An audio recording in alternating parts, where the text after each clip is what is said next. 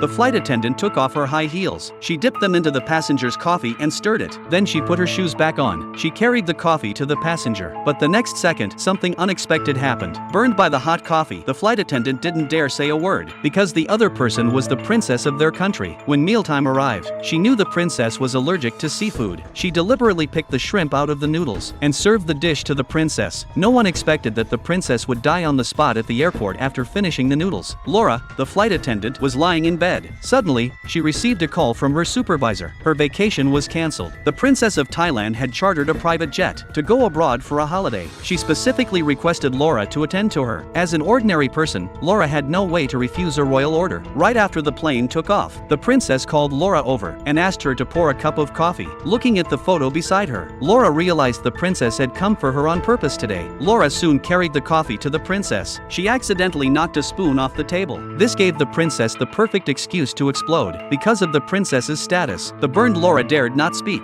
Wanting revenge, she took off her heels and stirred the coffee with them, before serving it to the princess again. At that moment, the princess noticed Laura's ring. It was the priceless Polish diamond. The princess wore the same ring. Seeing this, she became furious. The ring had been a gift from her husband. Laura was the woman who had interfered in their marriage. The princess then threw the ring on the floor and ordered Laura to kneel and pick it up. The next second, the princess stepped on the ring. Laura could only endure it. Soon it was lunchtime. She placed the steak before the princess, but the princess refused it and demanded to eat Laura's lunch instead. Laura had no choice but to bring her own meal. She had lobster noodles, but the princess was allergic to seafood, so Laura picked the shrimp out of the noodles. Soon coughing echoed through the cabin. Laura hurried forward to check. She saw the princess's eyes turning red as she glared at her with rage. Laura ignored it and began clearing the dishes. When the plane finally landed, just as she was about to end her shift, the news reported the princess's death. Because she was a member of the royal family, her body had to be escorted home within 15 hours. Before dying, the princess specifically ordered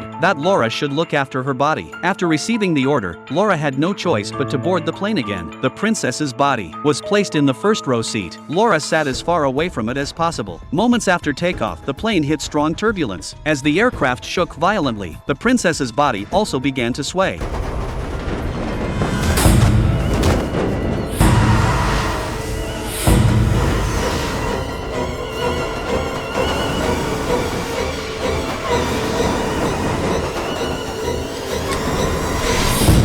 Terrified, Laura picked up the phone to contact the captain, but the captain was far too busy to respond to her. Laura had no choice but to gather her courage, walk to the body, drag it back into the seat, and tie it securely with ropes. Just as Laura was about to rest for a moment, she heard someone whispering near her ear. She looked around but found nothing unusual.